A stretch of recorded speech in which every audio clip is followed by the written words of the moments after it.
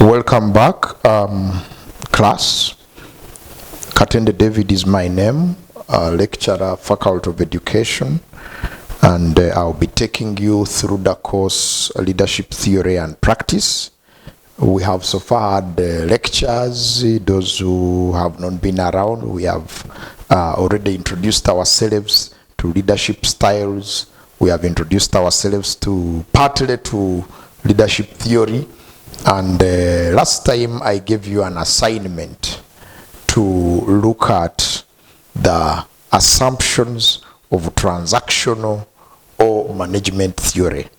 And according to the input from most of you, you were able to reflect your discussions on the issues that are being presented here before you. It should be noted that during the time of the Industrial Revolution, transactional leadership theory was developed. And why? It was developed to boost what we can call company or organizational productivity. Just like the word transaction, you know what transact means. In business, when you talk about a transaction is action-oriented.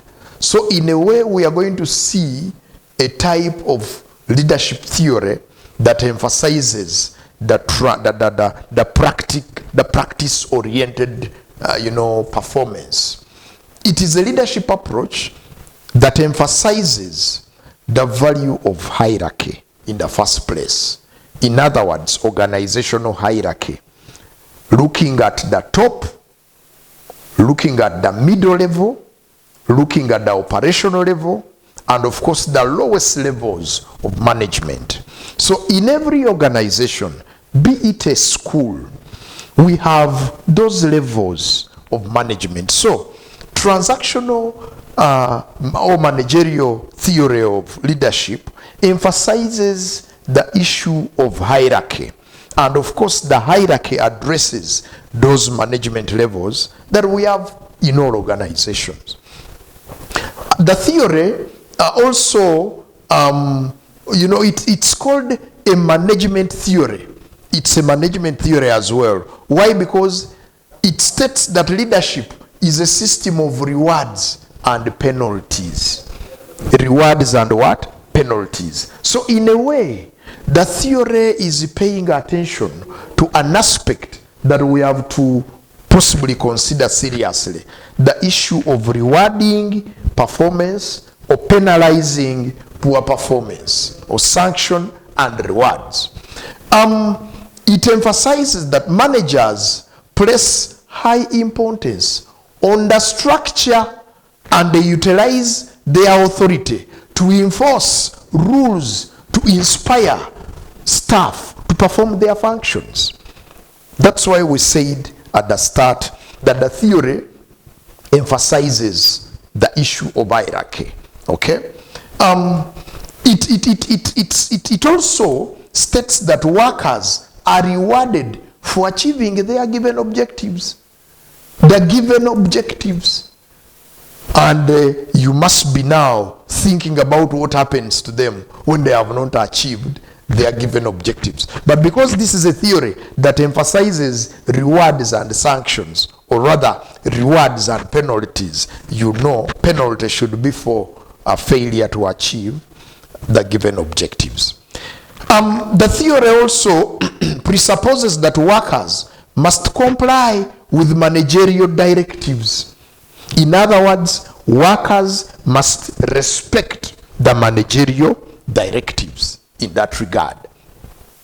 It views effective leadership as results focused and of course hierarchical. In other words, transactional theory looks at leadership from the result side of leadership. What do we get from your leadership? What are you doing? Transaction. What are you transacting as a leader? So and of course it looks at the levels, the hierarchy. At the top, what are the people at the top doing? In the middle, what are the middle level managers doing? Accordingly, it also prioritizes order and structure. because it's a hierarchical focused style of leadership. And it has the following features. Number one, managers, in a way, because it's transactional, they really keep an eye on their staff, making sure their staff are rewarded for reaching milestones. Because if you don't keep an eye, that's the monitoring. If you don't monitor the people you're managing, the people you're leading, you are likely to reward failure instead of rewarding success. So you must keep an eye on what they do. It's also it also pays attention to triggering the company to expand. How? In a way, it concentrates on upholding the organization's policies and standards to ensure that all members, all team players, do whatever they are doing as it is planned, as it is defined in the organizational objectives. It also emphasizes that leaders target immediate objectives. In other words, the hierarchy of objectives, there are those that are immediate. So there must be a roadmap for implementation of these objectives, looking at what is immediate, what is the middle, what is in the long run, what can we achieve maybe in a short run, something like that. It also assumes that, or it favors standardized processes. In other words, it has got a criteria of defining what should be done and how. It focuses on recent changes. It pays attention to changing trends. It does not leave out changing trends. It discourages original thought. This business of saying, we used to do things this way. For us in this organization, we have been here for 20 years. We shall do it as it has been.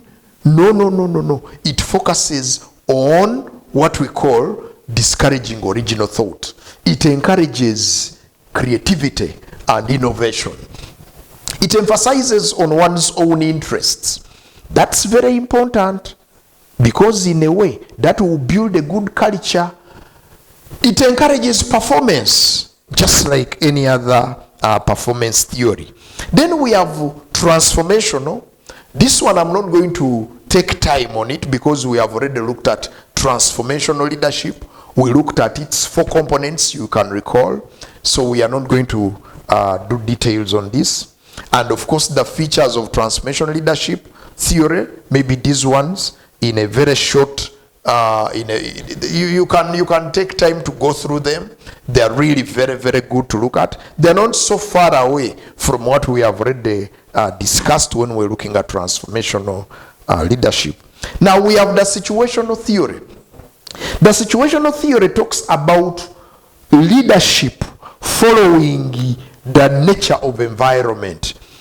What is the situation? What is the trend? How are things appearing? So this particular theory of leadership talks about the leader being flamboyant, being flexible. If the situation warrants that you must be dictatorial, you go dictatorial. If the situation warrants that you must be democratic, you remain democratic. So situational theory embraces all the others. In other words, it calls for application of what is relevant depending on the situation that is prevailing in the organization. For example, if you are leading a very stubborn team of teachers, you need to bring in the issue of rewards and penalties.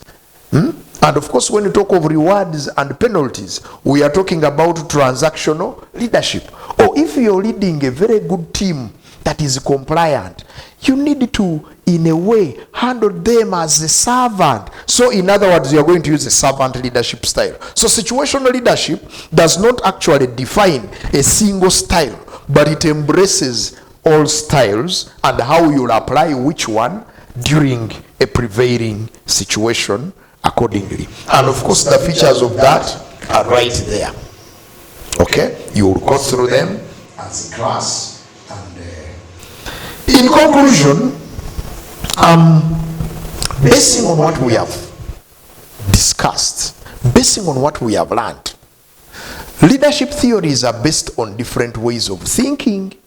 Some focus on traits, others on qualities. That one you must note. And one thing that I want to appeal to you is to think through this particular question. How then do we apply the theories and styles in management of our schools? Okay? How? So as groups, we are going to have 4 groups, and each group is going to present to us a paper. You're going to discuss the application of the theories and the styles in management of schools or education institutions basing on the knowledge we have had. You know the theories. I want you to show how we can apply those theories in our management of the schools, so that we can now answer the question, how then do we apply the theories and styles in management of schools? But also note that this particular course, leadership theory and practice, will help you to come up with the most relevant theories when it comes to your time of research, because your research must be theory driven. You must find the right theory to underpin your study. If, for example, you're going to choose a topic that has aspects of leadership or management, which theory will you choose to inform your study? So you are not going to bother yourselves getting lost in irrelevant theories. You are going to come to the theories that are really relevant for your course. And of course, as students of a master's in education leadership and practical studies, you are likely to see this course support you so much in the choice of a relevant theory as you go on with your research. Thank you for today. We shall end here, and we shall kick off from there next time when we meet. God bless you.